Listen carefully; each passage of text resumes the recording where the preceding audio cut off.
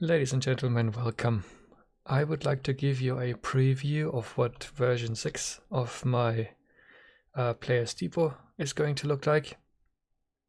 So I've built something here that is just simply a different philosophy on loading and unloading a train using a smart loading system.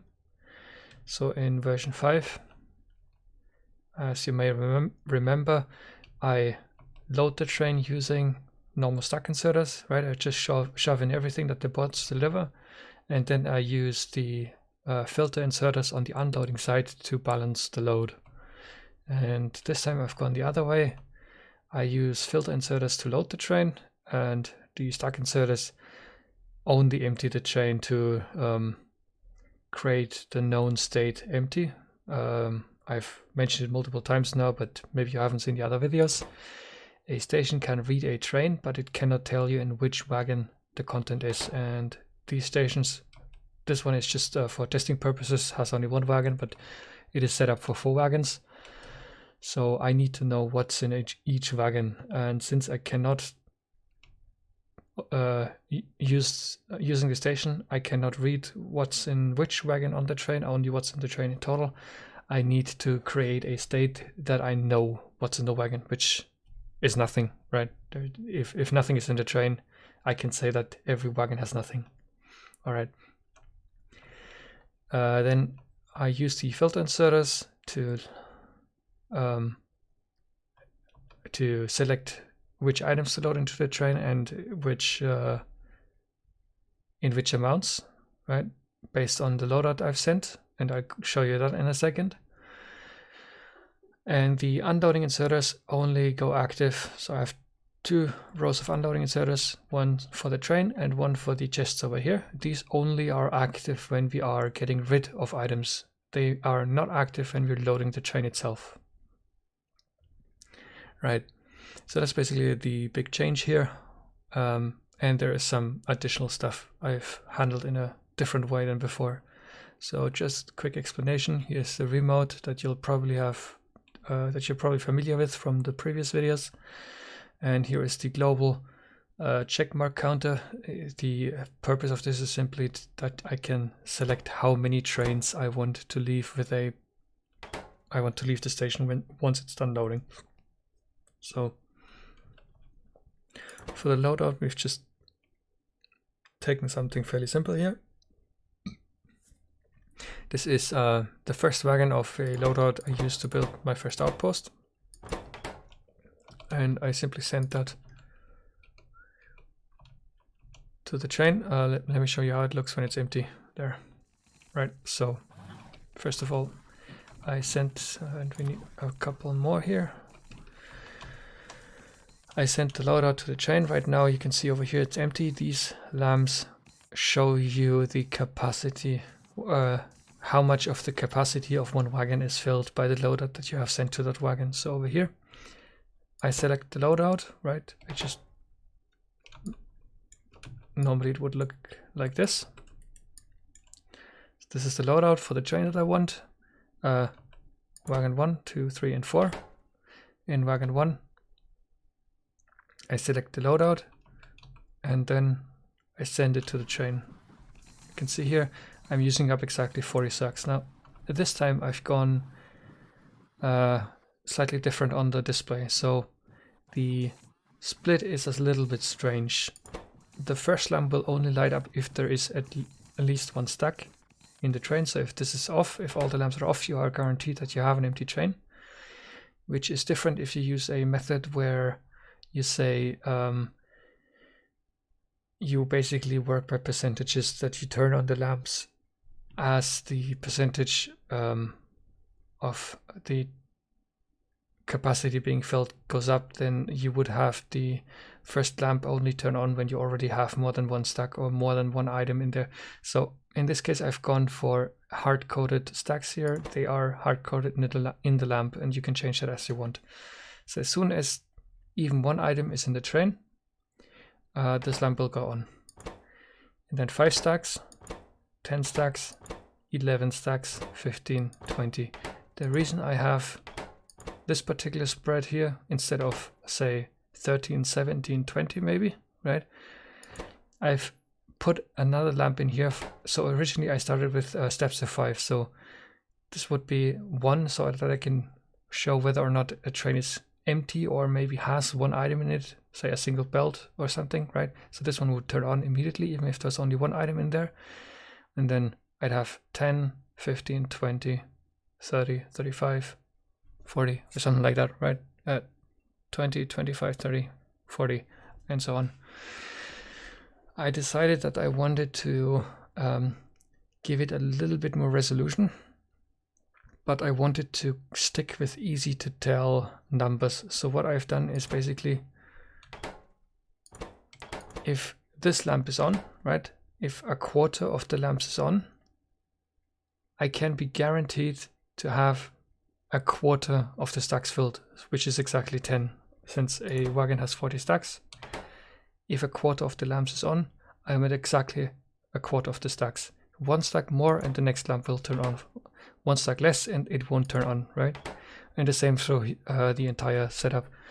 If this lamp turns on, that means that half my lamps, so let me actually show you a partial stack. This I don't think is entire 40 stacks. Yeah. So here I can, for example, tell half the lamps plus this one is on. So at least I have now at least already 21 stacks in the train. If this lamp wasn't burning, but this one was, I'd know that I have exactly 20 stacks, which means I have exactly half my loadout. That this lamp is on tells me that I have at least 21, right? And then 25, 30, and so on. So this is slightly strange maybe if you haven't thought about it, but I created it in such a way that you can exactly tell whether you are whether you are at exactly 25% capacity, exactly at 50%, 75%, or 100%, right? If you have a loadout that is just too big, let's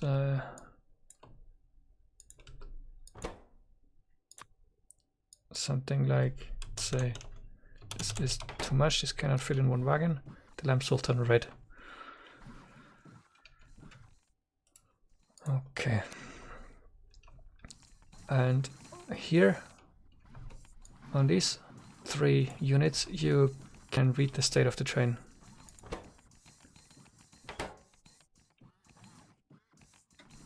So just 1 second, I'm wondering why this is not showing.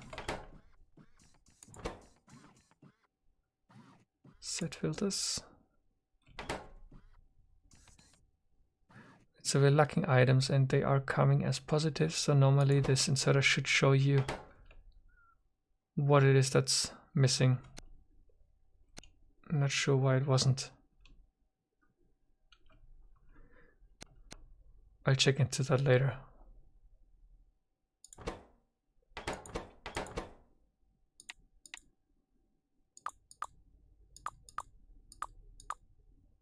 Huh, strange. Okay, so this lamp will tell you either red or green. Green means the train, this wagon is ready, right? It has been loaded as is supposed to be loaded. If it's red, that means you're still missing items. And this time around in version 6, there is no indicator whether if you have too many items on the train, because that cannot happen. The inserters load exactly the amount of items that are supposed to be in the wagon and no more, right? So there's no reason to have a surplus indicator. And this lamp is your telltale if the station is currently in recycling mode. Right, so how does it function? As you saw, I sent in the loadout via the global network. This is the connector for the global network for each wagon. Can't really see it here. The global network reads in over here as well as down here. And these guys check for collision. So the data packet goes out with a single black square. If there are 2 black squares, that means there was a collision and the data got corrupted, which is not an issue. The remote will simply keep trying to send the signal with a variable delay. So eventually it's going to succeed, and once it does, the black square is indeed only going to be have a value of 1. So there was no collision, the transmission was successful, and we pass on the data that we received. Right, and we are going to, let me see, why is this here? Just a second. Yeah, okay, it's correct. Just sorry. So if any data that was transmitted was successful, then we need to check whether or not it is intended for this wagon, right? So if the address signal, gray in this case, has a value of 1, it is intended for this wagon and is passed on through to the memory. And down here, so up here, we basically check whether or not the signal is correct, and down here we have a filter, and this is where we get the data.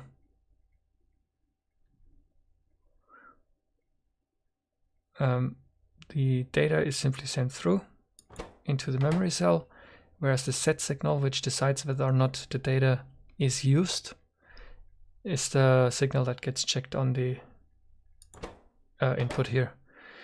And these three are a memory cell. It's very simple here. If you want to know what your current loadout is for this wagon, you can simply mouse over this combinator. It's the one that's upside down next to these guys, right? This is one memory cell. Usually you see these looking like, where are we? Here. Usually you see these like next to each other, right? You don't see these split up usually, but in this case I wanted an indicator where you can with one glance tell which combinator you need to mouse over if you are interested in whether your loadout or not is correct. Right, and these combinators here are responsible for the display. So what they do is they basically take in the information of the index up here, which contains all the items in the game, plus any items from mods that currently exist that you might currently have active. There is a script that you can use to spawn these constant combinators with the right settings. There's more I have to say about this later. Right.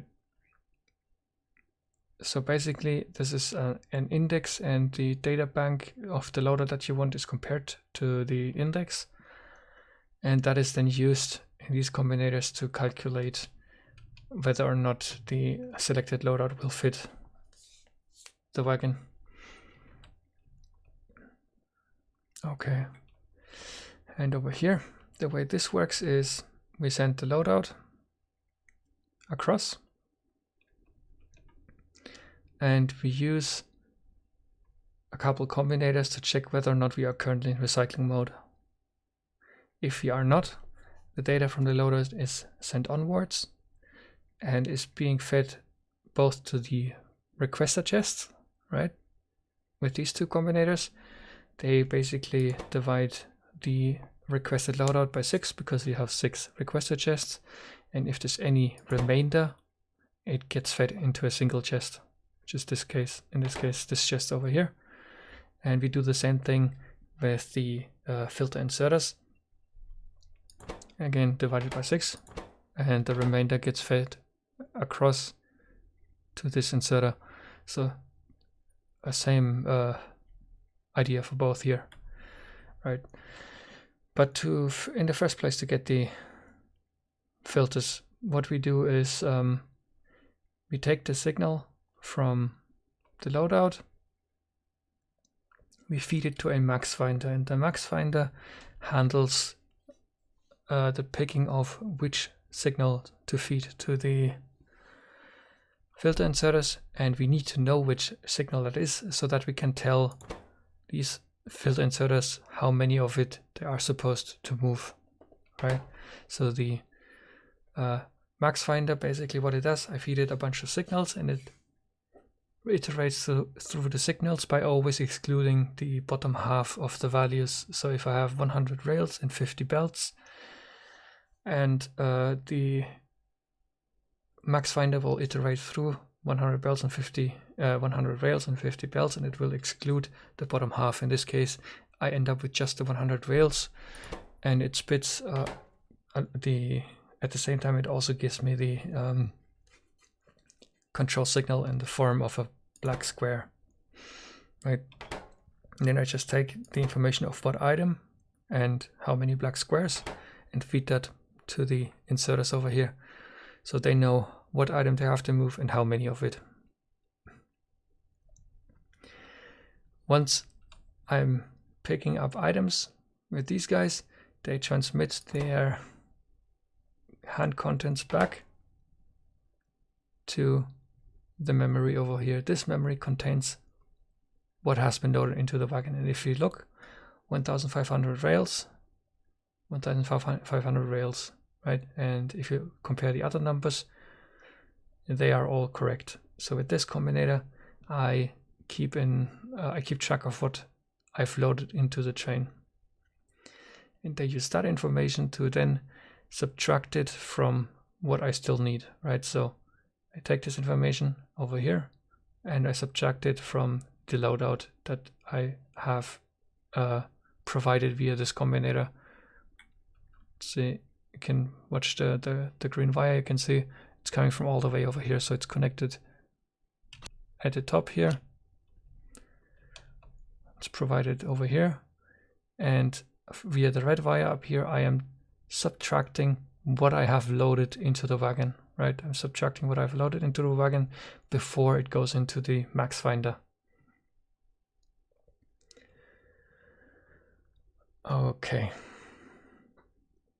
And further, I also provide the selected loadout here. Once again, subtract from that what I have loaded into the wagon with this combinator, and then lead that back on the red wire, which is then used to decide whether or not my train or my wagon has finished loading or still needs items. Right, so if I'm taking all the items that I'm supposed to have and subtract what's in the wagon from that, what happens if one of the items that still needs to be loaded into the train is missing, right? Well, the inserters aren't going to ignore that, right? They're just gonna wait for that item, and they're gonna freeze until that item arrives. That's not something I want. So what I did, I added a Vovo port over here, and I read everything that is in the logistic network, right? And I filtered that in such a way that in the end, so up here I have a data bank which contains all the items I have in the game at a value of -1. And over here I read what I do have in the logistic bank, and in the logistic network, any item that is available, and I turn that into a positive signal with a value of 1. And over here, any item that is less than 0 gets passed on. So let's say I do not have 100, I do not have any rails available at all, because maybe I haven't built them, or the mall hasn't built any, or whatever, right? There are no rails available. Then this system goes and checks, where would they be? Probably here or here, right? This system sends the -1, and I do not get a +1 from over here. So the -1 does arrive at this combinator, right? It arrives at this combinator, and there is no +1 rails that negates the signal, right? -1 + 1 is 0. So if I have an item, if I have rails here, I arrive with 0 rails here, and that's not what I'm looking for. I'm looking for something that is below 0. So every signal that is below 0 gets passed on, and then with a value of 1, right? And then I shift it into the far negative at -2.1 billion, right? This is a bit shift, a bitwise shift. Basically all it does is, if you imagine the number as a binary, it shifts the 1s and the 0s by this amount of bits, right? So 2.1 billion. And that ensures that the max finder does not recognize that item, right? Because I'm looking for positive values here. The reason I'm looking for positive values is because, of course, the demand is a positive number. This is the amount of items I want. It is all positive numbers. Therefore, my max finder only looks at positive numbers. In other words, if I feed it numbers that have been shifted far into the negative because they do not exist, I can force the system to ignore them. Even though I have them in here, in the loadout, just because they don't exist yet on my map, doesn't mean that it causes the loaders to freeze up. However, I have not included a system that allows the train to leave if it cannot load those items. That could be added. It would take a little bit of doing. It's not impossible. But essentially, I wanted to make... I didn't want a train to leave if it didn't have all the items in the game, unless you deliberately wanted it to leave, because otherwise you might end up with trains running only with half cargo and you never get the items that you really want, right? And you basically get stuck with multiple loads of just half cargo, always the same items spamming your outpost, your inventory, and trains just keep leaving even though they can't find the final item or what, right? So it is possible to force the train to leave, even if it cannot load everything from the loadout, but it is currently not set up that way. The trash cycle engages anytime the train is not around, so let's do that. Right, trash cycle has engaged. Trash cycle means it is emptying these guys and it is emptying the train once the train comes back in. So on every new train, the first thing the station does is it empties the train, and only then does it start loading the train again. So going down over here, right, and we have turned off. So trash cycle engages if the train, if a new train comes, or anytime a train leaves essentially, and it also engages when you change the loadout. Right, so let's empty the loadout, and the trash cycle has engaged. Right, in this case we're emptying the train and we're also emptying the requested chests over here. This is important because if you change the loadout, you change the filters, the items are still here, and if you do it once or twice, that might not be a problem. You have 48 slots in here, you'd probably be fine. But if you did that 3, 4, 5 times, eventually you'd end up with no more space in here, and you couldn't have the items that you actually want on the train delivered anymore. So these need to be emptied as well. And right, so trash cycle, what resets the trash cycle? First of all, obviously, if there's no items in the train anymore. And additionally to that, if these inserters and these inserters are not holding any items anymore, so the trash cycle does not end until these inserters are done and the train is empty. Plus, there is a bit of a counter here, so this one sets to 60 ticks, so 1 second. Anytime that you engage the trash cycle, it cannot turn itself off until at least 1 second has passed. And this counter keeps going. Basically, for as long as this inserter, wait, let me see, just 1 second. How did I set up that this would work? So this is the trigger if the loadout changes, right? This is just for the lamp, for these guys, that the telltale whether or not we are currently in the trash cycle. And over here I have simply an AND gate. If there is a train and it is empty, then the trash cycle may reset. Over here is the latch. This simply is an SR latch. If G is created in R. G in this case is the trash cycle or garbage, right? And R is the reset. As long as the condition for a reset is not given, we remain in the trash cycle. The trash cycle engages when there is no train. And as I said over here, if it's triggered by changes to the loadout, right? And the counter is initiated simply the moment that we engage the trash cycle, and the trash cycle is only disengaged if on every 60th tick we have no more items in the train or the inserters. So what I wanted to ensure is that, because without the counter what basically happens, and I could actually show this to you.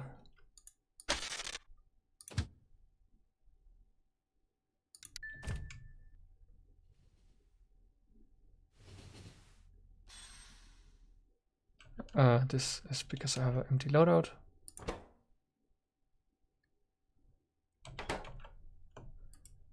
Let's go with something fairly obvious here. Just one belt, I think that works.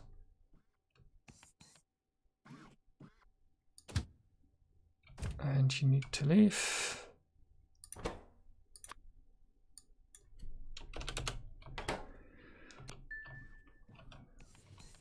Right, let's see what happens here.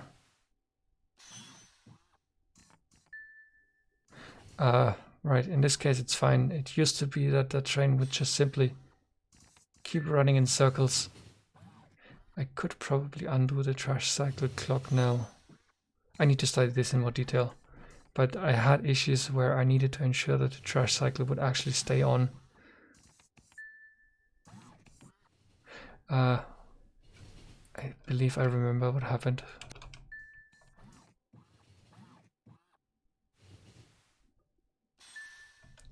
And let's have the train stop moving.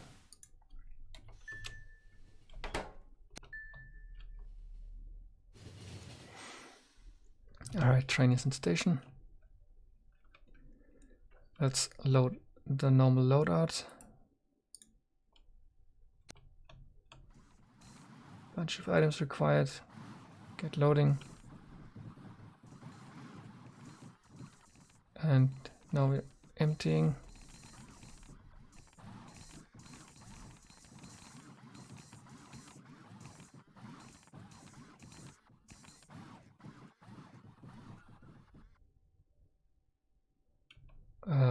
Yes, I believe I could actually undo the clock now. I'm going to study this in more detail after the video. Right. Essentially, the trash cycle is engaged if you change the loadout, if the train has left the station, and it is reset once there is a train in the station and it is empty. Okay. So there are two pain points that I still need to deal with. One is this data bank over here. As I said, if you use mods that add items, you're going to have to use a script to spawn those items. Let's see, there's a script that I've created myself and a different script that is has been provided by somebody else. So the script that I created is on Reddit.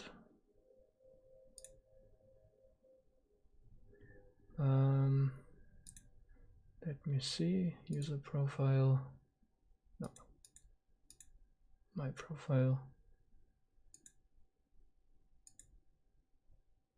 here. Right.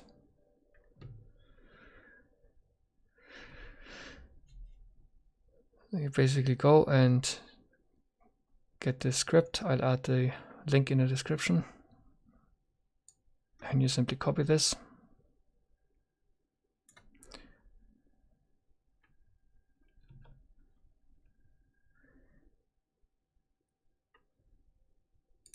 You pop down a combinator. This is important. You have to mouse over the combinator. Your mouse has to stay on the combinator, otherwise it doesn't know where to spawn the items, where to spawn the entities. You enter it in a chat, and there you go. So here You have a bunch of combinators now. And this is all the items that are currently in your game, including modded items, right? Sorted by stack size. So we start over here with stack sizes of 1. There. You can see here item stack size 1, and over here item stack size 5, and you can tell it's a new stack size by this combinator down here. So on every new stack size you have one of these guys down here, right? So this is stack size 1, stack size 5, stack size 10, stack size 20, 50, from here to here. This is 100, 100, 200, 2000, right? And then you simply go and you have to figure out here, okay, so this is obviously for items of stack size 2000, so I'd go and this is okay, I don't need to change anything here. This is probably 200, right? I can, if I need to, I can mouse over this. So you can toggle this with F5, right? Item stack size 200, this is 200, and I can go and copy this down here and so on, right? And you want to make sure that you have the right wires connected. This is important that they are connected to the right arithmetic combinator. They all have a value of 1. So that's basically how you would handle modded games. And I've made the script so that you wouldn't have to go and add every item that a mod adds by hand. But this is annoying because the way I have it prepared right now, this means that you need it to do for every station that has one of these data banks. So that includes your depot, both the player side and the maintenance side. It also includes your outposts, right? As well as every cargo checker. So what I'm going to do, and I haven't implemented this yet, but I'm going to make this a global variable, a global database. I'm going to set up a transmitter that instead of having this setup here, this data bank here, you will have a memory cell here, and the memory cell, if it is empty, sends a signal on the green wire, on the global green wire, that initiates a global data bank to send that signal back on the red wire in a controlled fashion with a collision check and everything. That way you need to do it only in one location once per game, or in one location once for every mod that you add at some later point. And I want to, I will do the same thing over here. Or I will do the same thing over here. I don't know exactly how yet, but frankly, since this actually interfaces with every wagon, there is no reason not to also put this on the global network and turn this into a memory cell that, if it is empty, requests this information up here, right? This is basically, once again, there's a different script for this. This is not one that I made, but I've slightly adjusted the script. Very simple. I will show you the script. Factorio modding here. And once again, I'll share the link for this. So this is on the Technical Factorio GitHub, and you simply go in here.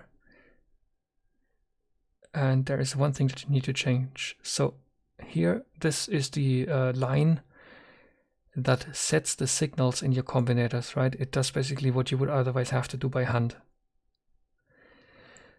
And count refers to the value of the signals. So signal here is what signal, and count is what you want it to show. For example, the -1 here. So I'd take this, and normally I just do it in the chat, and I just show you actually how I do it. So once again, I need a combinator that serves as the initial coordinate. I copy paste the text, and then I use the control arrow keys to find the right spot over here. if you remember signal sig count +1, I remove all of this and instead I enter -1. Right, there we go.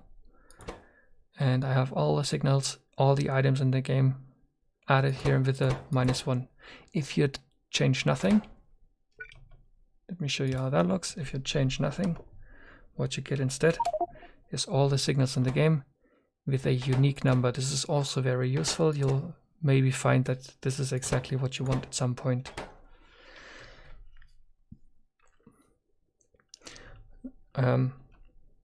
And for this, you're going to then remove all the virtual signals, right? And you don't need the liquid either.